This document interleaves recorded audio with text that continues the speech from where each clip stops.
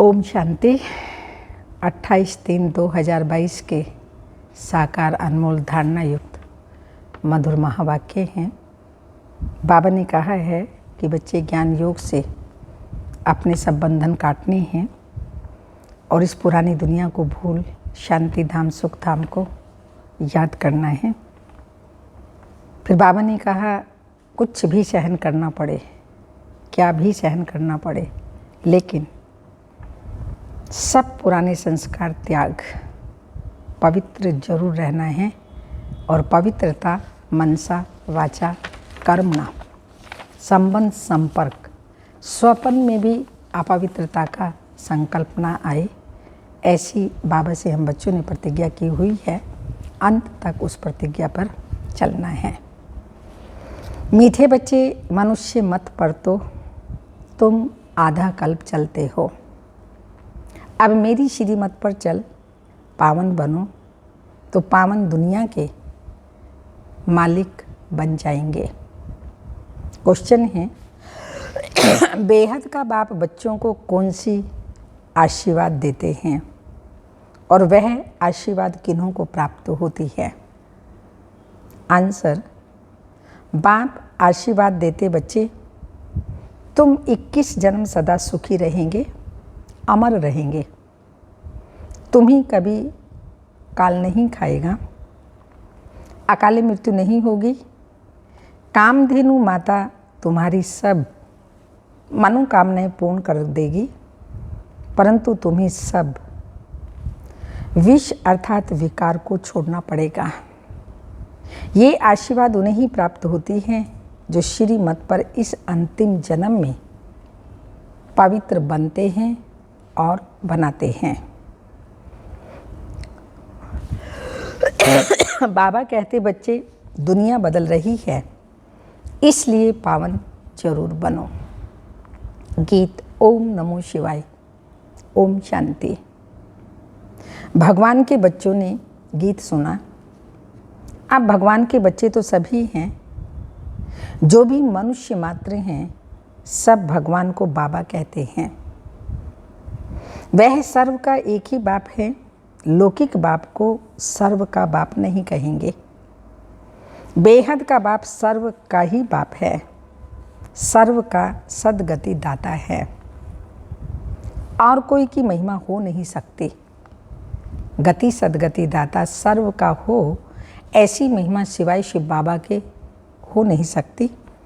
सभी उस निराकार बाप को याद करते हैं। तुम्हारी आत्मा भी निराकार है तो बाप भी निराकार है, उनकी ही तुमने महिमा सुनी।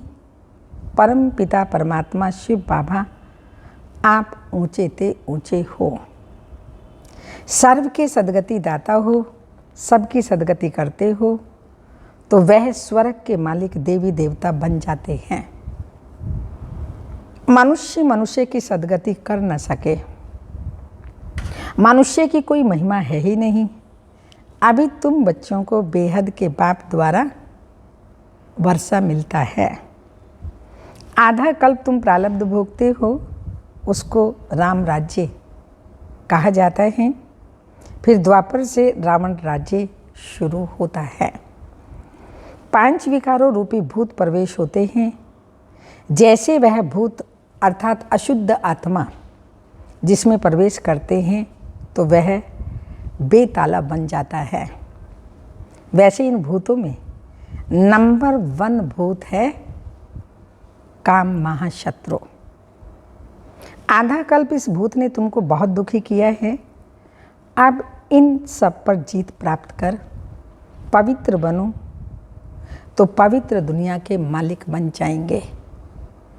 जैसे वो भूत इविल सोल आत्मा आती है तो कैसे मनुष्य को बेताला माना एकदम बुद्धिहीन बना देती है, ऐसे ही अगर काम का भूत है, क्रोध का भूत है, लोभ का कोई भी प्रकार का भूत, तो बुद्धि क्या हो जाती है? भ्रष्ट हो जाती है, बुद्धि को ताला लग जाता है।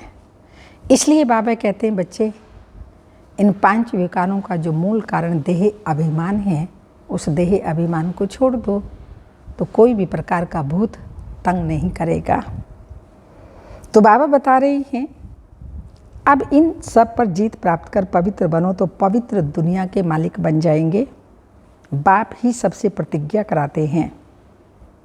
बाप कहते हैं तुम पावन बनने की राखी बांधो तो 21 जन्म के लिए स्वर्ग पवित्र दुनिया के तुम मालिक बन जाएंगे। मैं आया हूँ पतितों को पावन बनाने। भारत पावन था जब देवी देवताओं का राज्य था, नाम ही सुख धाम था, अभी है दुख धाम। एक तो काम कटारी चलाते हैं, दूसरा लड़ते झगड़ते रहते हैं, क्रोध के वश लड़ते झगड़ते रहते हैं। देखो कितना दुख है। बाप आते हैं संगम पर। यह है कल्याणकारी संगम युग। तुम बच्चे सुखधाम में चलने के लिए अपना कल्याण करने आए हो। बाप कहते हैं अब मेरी श्री मत पर चलो। मनुष्य मत पर तो तुम आधा कल्प चलते रहे। सदगति दाता तो एक ही बाप है। उनकी श्री मत से ही तुम स्वर्ग के मालिक बन जाते हो। बाकी यह शास्त्र तो पढ़ते पढ़ते अब कलयुग का अंत आ गया है, तमो प्रधान बन गए हैं। अपने को ईश्वर कहलाकर अपनी ही बैठ पूजा कराते हैं। शास्त्रों में प्रहलाद की बात दिखाई है। दिखाते हैं कि थम से नरसिंह भगवान निकला, उसने आकर हिरण्यकश्यप को मारा। अब थम से तो कोई निकलता ही नहीं है, बाकी सभी का विनाश तो होना ही है।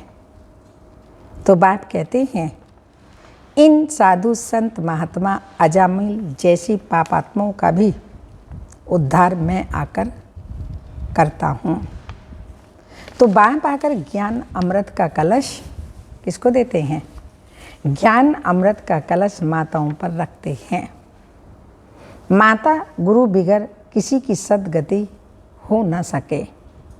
जगदम्बा है कामधेनु, सभी की मनोकामनाएं पूर्ण करने वाली उनकी तुम बच्चियां हो। अब बाप कहते हैं कोई भी मनुष्य मात्र की बात नहीं सुनो। पतितों को पावन बनाने वाला एक बाप ही है, तो जरूर कोई पतित बनाने वाले भी होंगे। रावण राज्य में सभी पतित हैं।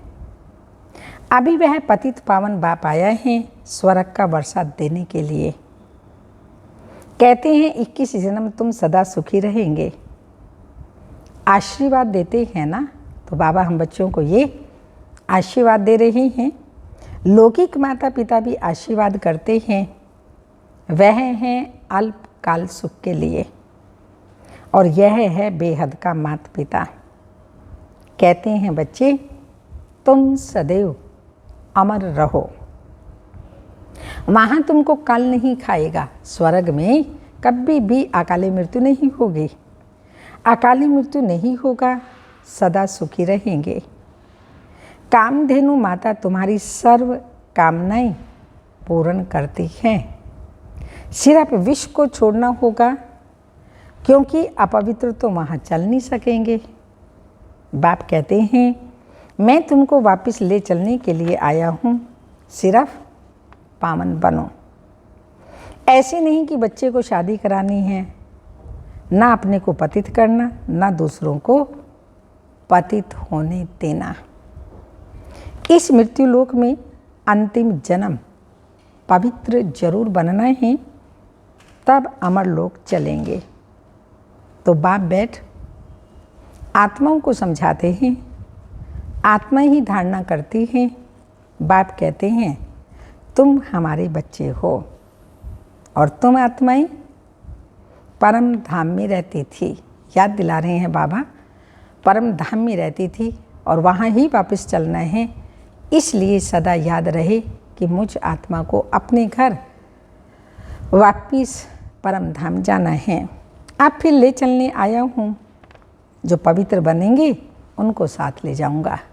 बाकी सब मछुआरे सदस्य जाएंगे ना, बाबा उनको साथ ले जाएंगे जो पवित्र बनेंगे। फिर वहाँ से तुमको स्वर्ग में भेज दूँगा। मीरा ने भी विष का त्याग किया तो उनका नाम कितना बाला है। बाप कहते हैं बच्चे, अब पुरानी दुनिया बदल नई बनने वाली है। नई दुनिया में देवताएं राज्य करते थे। मैं ब्रह्मा द्वारा तुमको राजयोग सिखलाता हूँ, तुमको श्रीमत देता हूँ। श्रेष्ठ देवता बनने के लिए कृष्णपुरी में चलना है ना सबको। कृष्णपुरी में श्री कृष्ण की देखो कितनी महिमा है। क्या है श्री कृष्ण की महिमा? 16 कला संपूर्ण निर्विकारी, मर्यादा पुरुषोत्तम, अहिंसा परमो धर्म, देवता। तो ऐसा ही हमें सर्वगुण संपन्न बनना है, मर्यादाओं पर चलना है, संपन्नता को लाना है। जैसे बाबा संपन्न बना ब्रह्मा बाबा, ऐसे ही बनना है, तब श्री कृष्ण की दुनिया में चल सकेंगे। हमारी मत पर चलेंगे तो ऐसा लक्ष्मी नारायण बनेंगे। जिन्होंने कल्प पहले वर्षा लिया होगा वही श्रीमत पर चलेंगे, नहीं तो आसुरी मन मत पर चलते रहेंगे। यह बाबा भी उस निराकार से ही मत लेते हैं। ब्रह्मा बाबा भी शिव बाबा से ही मत लेते हैं। शिव बाबा ब्रह्मा के तन में प्रवेश कर तुमको मत देते हैं। कहते हैं तुम सब सजनियाँ अथवा भक्तनियाँ हो, एक है साजन अथवा भगवान। मनुष्य को कभी भी भगवान नहीं कह सकते हैं। यह उल्टी मत तुमको मिली हुई है, इसलिए तुम्हारी ऐसी दुर्गति हुई।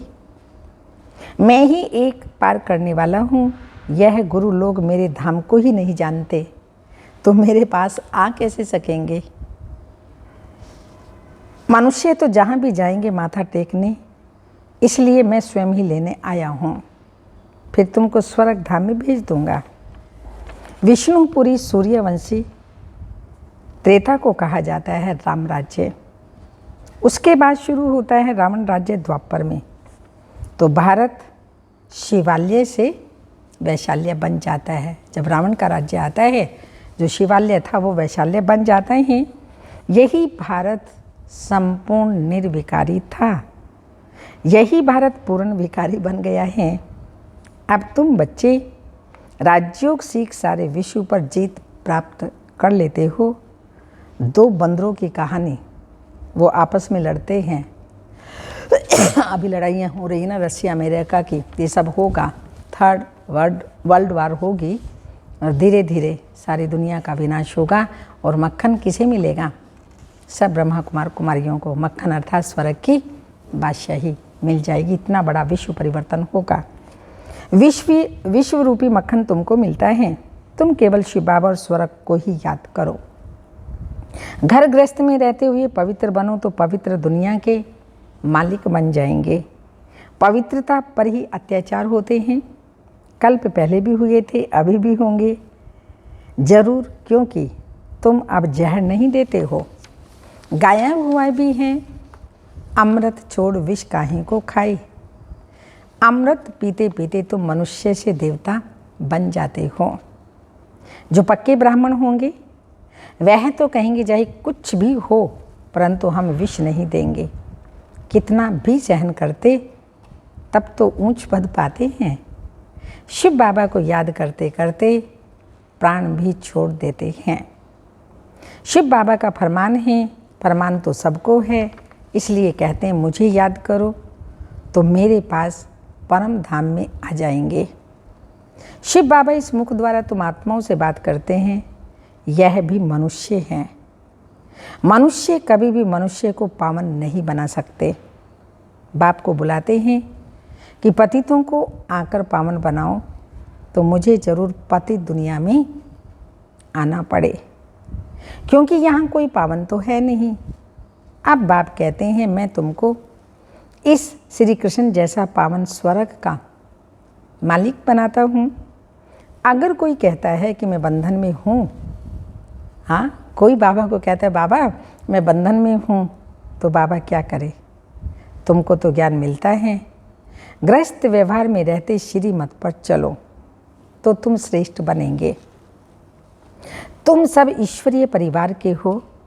शिव बाबा ब्रह्मा दादा और तुम ब्राह्मण ब्राह्मणियाँ पोत्रे और पोत्रियाँ। तुम सबको स्वर्ग का वर्षा बादशाही मिलती है। बाप देता है स्वर्ग का वर्षा, तो हम बाप के वारिस ठहरे तो ज़रूर हम स्वर्ग में होने चाहिए। फिर हम अभी नरक में क्यों? तो बाप समझाते हैं, रावण राज्य के कारण तुम नरक में पड़े हो। अब मैं आया हूँ तुमको स्वर्ग में ले चलने के लिए। बाप हैं खिवैया, सबको उस पार ले जाते हैं। श्री कृष्ण कोई सबका बाप नहीं, तो याद एक को ही करना है। अनेकों को याद करना माना भक्ति मार्ग। एक बाप को याद करेंगे तो अंत मति सुगति हो जाएगी। एक बाप की ही श्रीमत गाई हुई है, ना कि अनेक गुरु गोसाइयों की। वह तो कह देते हैं भगवान नाम रूप से न्यारा है, परंतु नाम रूप से न्यारी वस्तु कोई होती ही नहीं। आकाश पोलार हैं, फिर भी नाम तो है ना। अभी यह भारत कितना कंगाल है, देवाला मारा हुआ है। बाप कहते हैं, जब ऐसी हालत हो जाती है तो मैं आकर भारत को सोने की चिड़िया बनाता हूँ। भंभोर को आग तो लगनी ही है। पुरानी दुनिया सारी खलास हो, फिर नई बनेगी। तो तुम बच्चे श्रीमत पर स्वर्ग की राजधानी स्थापन कर रहे हो। यह है ईश्वरीय पढ़ाई, बाकी सब हैं आसुरी पढ़ाई। इस पढ़ाई से तुम क्या बनते हो? इस पढ़ाई से तुम स्वर्गवासी बनते हो, उस पढ़ाई से तुम नरकवासी बनते हो। अब दैवी झाड़ दिन प्रतिदिन बढ़ता जाएगा। माया के तूफान भी बहुत लगते हैं। तब बाप कहते हैं, यह है दुख धाम। अब तुम मुझे याद करो, परमधाम को याद करो और सुख धाम को याद करो, तो बेड़ा पार हो जाएगा। बाप आते हैं दुख धाम से शांति धाम में ले जाने के लिए। फिर दुख धाम में हम आते हैं तो बाबा अभी आए हैं ले जाने के लिए, फिर सुख धाम में भेज देंगे। अब दुख धाम को बोलते जाओ, बाप और वर्षे को याद करो। अच्छा, मीठे मीठे सिक्के लदे बच्चों प्रति माता पिता बाप दादा का याद प्यार। Good morning, diamond morning. रूहानी बाप की रूहानी बच्चों को नमस्ते। हम रूहानी बच्चों के रूहानी माता पिता बाप दादा को याद प्यार। Good morning, diamond morning. रूहानी बाप की रूहानी बच्चों को नमस्ते। हम बच्चों की बाबा को ओम नमस्ते।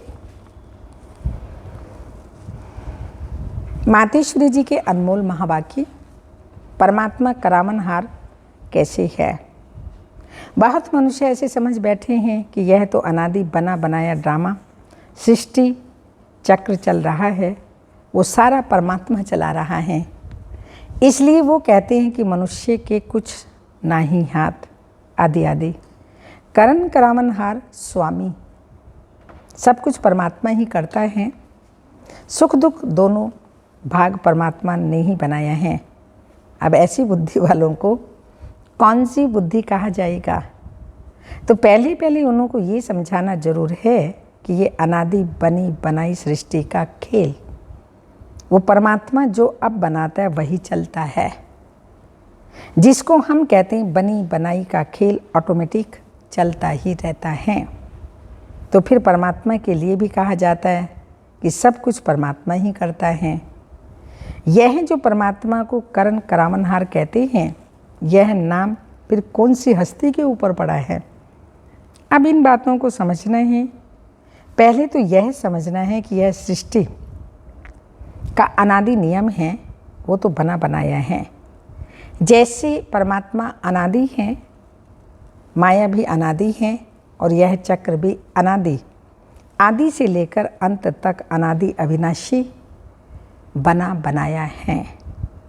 जैसे बीज में अंडरस्टूड वृक्ष का ज्ञान है ना, और वृक्ष में अंडरस्टूड बीज है, दोनों कंबाइंड हैं और दोनों अविनाशी हैं। बाकी बीज का क्या काम है? बीज बोना, झाड़ निकलना। अगर बीज ना बोया तो झाड़ वृक्ष उत्पन्न नहीं होता। तो परमात्मा भी स्वयं इस सृष्टि का बीज रूप है और परमात्मा का पार्ट ही है बीज बोना। परमात्मा ही कहता है मैं परमात्मा हूँ ही तब जब बीज बोता हूँ।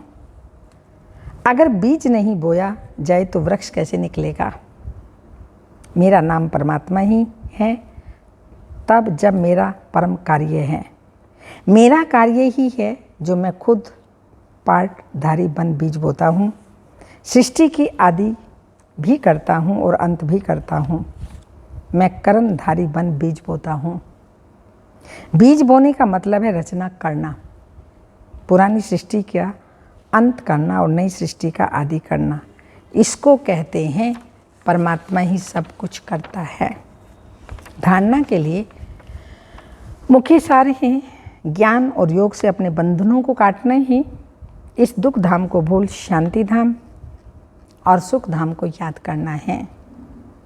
सेकंड पॉइंट, कुछ सहन करना पड़े, प्राण भी त्यागने पड़े तो भी बाप ने जो पावन बनने का फरमान किया है उस पर चलना ही है।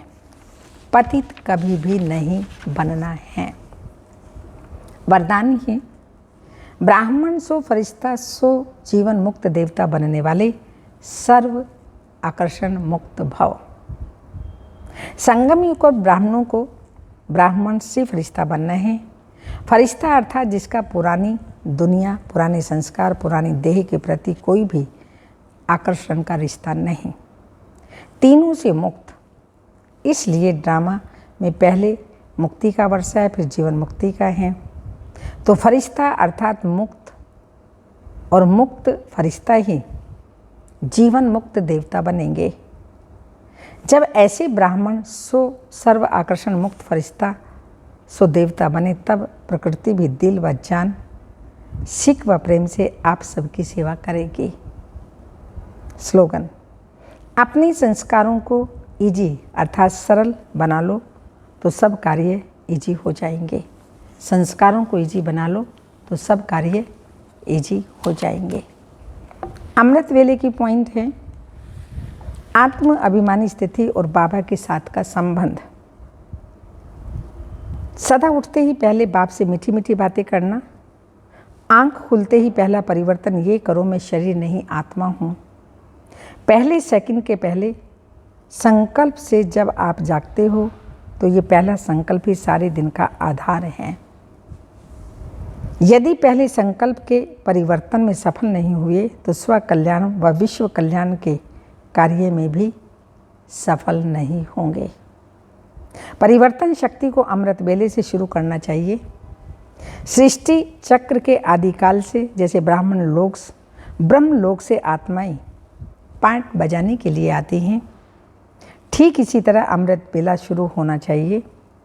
इस समय आँख खुलते ही पहला संकल्प यही होना चाहिए, मैं आत्मा बाप से मिलन मनाने आई हूँ। ये शक्तिशाली संकल्प श्रेष्ठ संकल्प बोल और कर्म का आधार बन जाएगा। तो पहला परिवर्तन कि मैं कौन हूँ। ओम शांति।